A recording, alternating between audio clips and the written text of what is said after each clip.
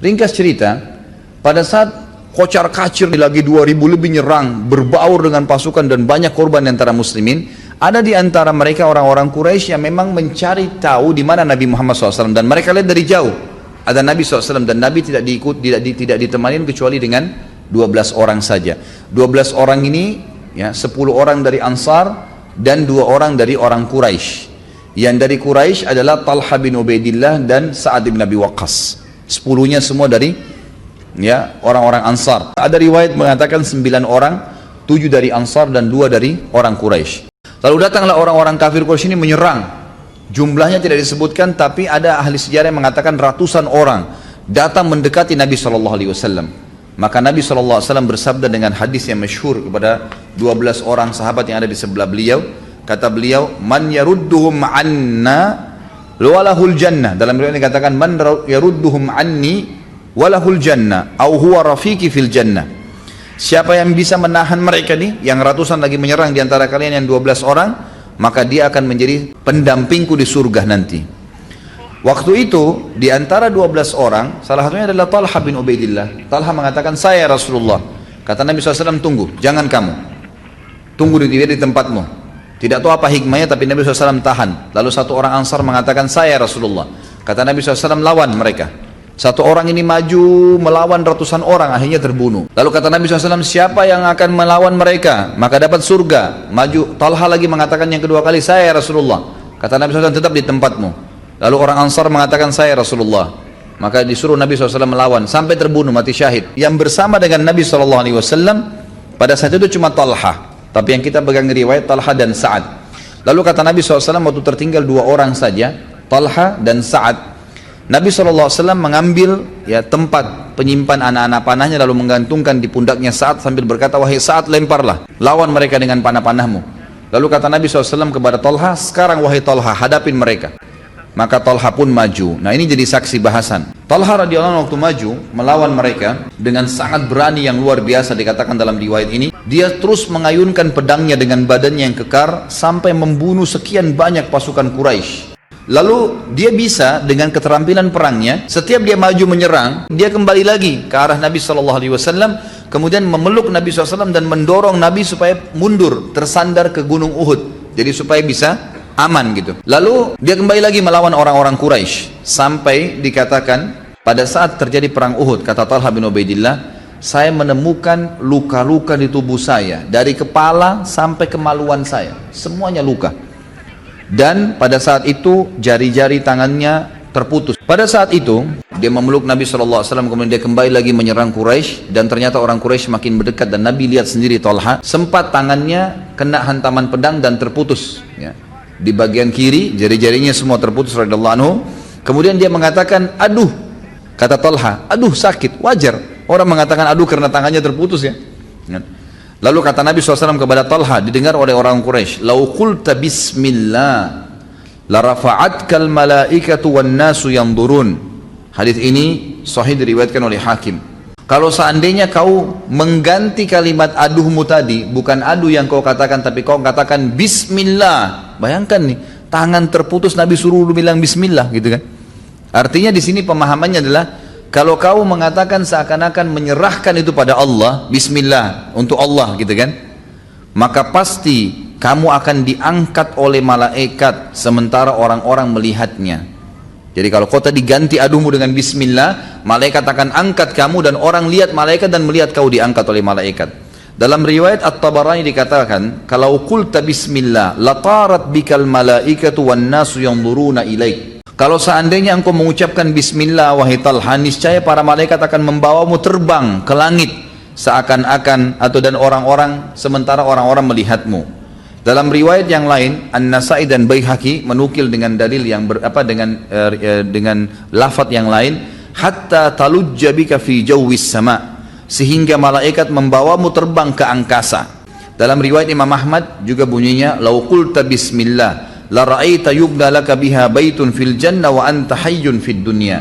Kalau kau mengatakan bismillah pada saat tanganmu tadi terputus itu, niscaya engkau akan melihat ya, sebuah istana di surga yang dibangunkan untukmu karena ucapan tersebut walaupun kau masih hidup di dunia. Artinya kau akan lihat itu istana di surga.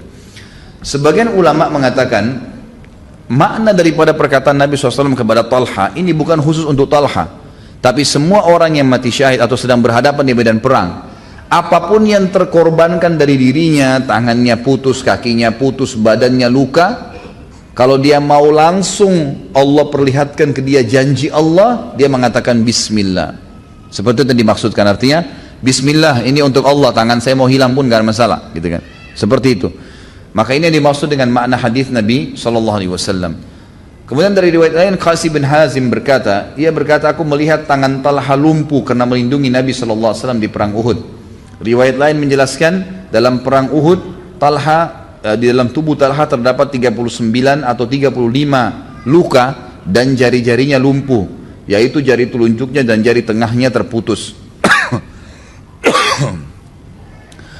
Kemudian pada saat itu Talha karena kecapean menghadapi sendiri, akhirnya Talha bin Ubaidillah pingsan, dilumuri darah, luka semua badannya. Pada saat dia pingsan, bertepatan dengan waktu yang bersama Nabi SAW sudah tinggal sendirian, gitu kan? Ini sebuah riwayat ya. Abu Bakar pada saat itu sudah datang ke pasukan, ya, mendekati Nabi SAW. Maksudnya datang dengan pasukan mendekati Nabi SAW. Lalu kata Nabi SAW, tinggalkan saya dan urus saudaramu Talha. Maka Abu Bakar pun mencari Talha. Talha ternyata sudah jatuh dalam kondisi pingsan dan dilumuri dengan darah, tapi belum mati pada saat itu. Dan pada saat Nabi SAW dibawakan badannya Talha yang penuh dengan luka dan pingsan, beliau bersabda, ini hadis yang masyhur dan ini yang dipasang di pelayar kita. Hadis ini diriwayatkan oleh At-Tirmidzi dan Hakim dan disahihkan hadis ini oleh Syekh Albani. Dikatakan man ahabba an yanzura ila syahid yamshi ala wajhil ard falyanzur ila Talha bin Ubaidillah.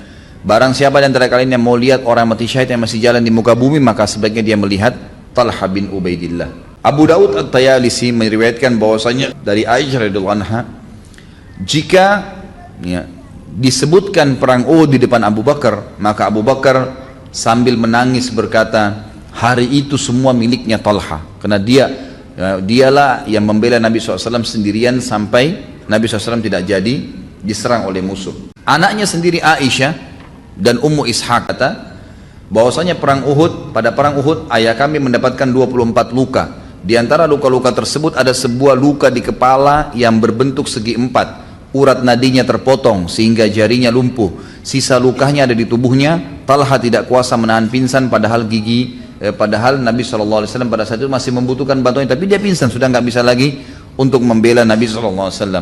Lalu Nabi SAW menyebutkan karena perilaku Talha juga itu, aujaba Talhatu hina sana'a bi Rasulillah SAW ma sana'.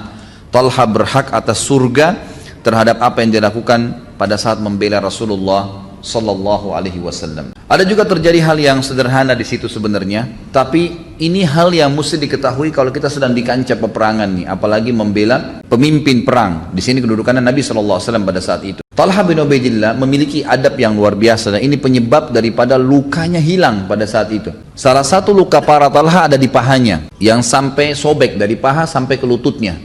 Pada saat itu dia masih luangkan waktu menyerang musuh dan kembali kepada Nabi Sallallahu Alaihi Wasallam. Pada saat Nabi SAW sudah dilihat oleh Talha butuh untuk disandarkan ke Gunung Uhud agar beliau naik ke atas, maka Talha waktu mau kembali ke Nabi SAW, kakinya sangat sakit dan dia berada di bawah, tidak pakai kuda Talha ya. Sementara yang menyerang ini pakai kuda yang dilawan oleh Talha, jadi dia lari ke sana kemudian dia kembali lagi ke sini seperti itu. Maka Talha merasa nggak bisa jalan, sobek kakinya. Tapi karena dia tidak ingin membuat Nabi SAW ya terganggu dengan keadaan fisiknya, dia memaksakan diri untuk jalan seakan-akan normal sampai berhasil menyandarkan Nabi SAW di Gunung Uhud. Lalu beliau tunduk ini berarti lututnya kelipat, makin besar sobekannya gitu kan. Kemudian membuat Nabi SAW naik di pundaknya lalu mendorong Nabi untuk naik ke atas. Subhanallah, dalam riwayat ini dikatakan justru karena perilaku Talha itu Allah sembuhkan, sobekan kakinya tiba-tiba hilang gitu kan, dan dia bisa jalan normal kembali. Dan ada 3 julukan tadi ya, dia adalah orang yang burung elang ya, sebagaimana disebutkan oleh para sahabat. Talha adalah burung elang yang ada di Uhud. Kemudian masalah syahid berjalan di muka bumi, hadis Nabi SAW tadi. Kemudian juga hadis Nabi yang terakhir yang menyebutkan bahwasanya pada saat Nabi SAW mengatakan, wahai Talha, apakah engkau membelaku di Uhud itu? Sambil dia berusaha melindungi Nabi SAW. Kata Talha, ya Rasulullah, ayah dan ibuku aku jadikan tebusan. Ini biasa dibahasakan oleh orang Arab, artinya posisi anda mengalahkan ayah dan ibuku. Maka kata Nabi SAW, wahai Talha, kamu adalah Talha al-khair. Kamu adalah Talha yang merupakan sahabatku yang paling baik.